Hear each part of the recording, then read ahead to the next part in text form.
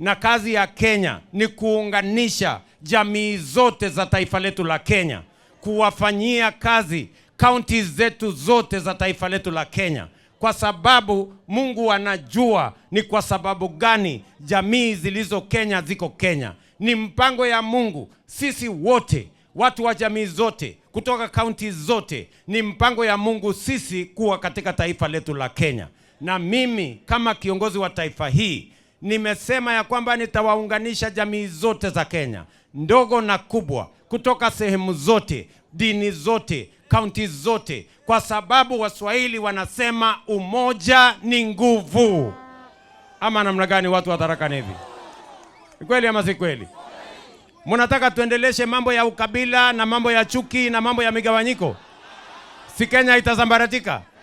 Mimi nawauliza kwa unyenyekevu, jameni, mkubali mimi na huyu naibu wangu tuunganishe taifa letu la Kenya. Tujenge, tulete jamii zote pamoja.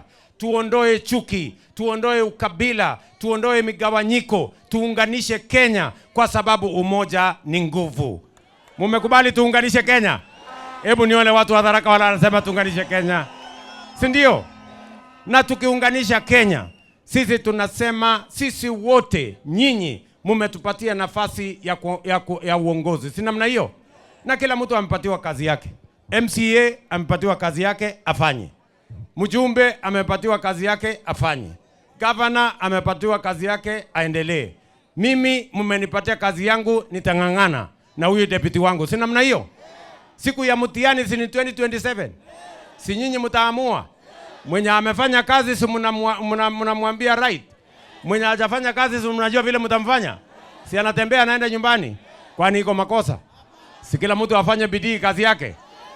Na hii yangu mmenipatia nitanyorosha, mtashangaa. Kwanza nikiwa deputy wa bidii kama huyu, hii kazi itatembea kama risasi. Sijui kama tunaelewana jameni. Tuko pamoja? Mnasema tuendelee?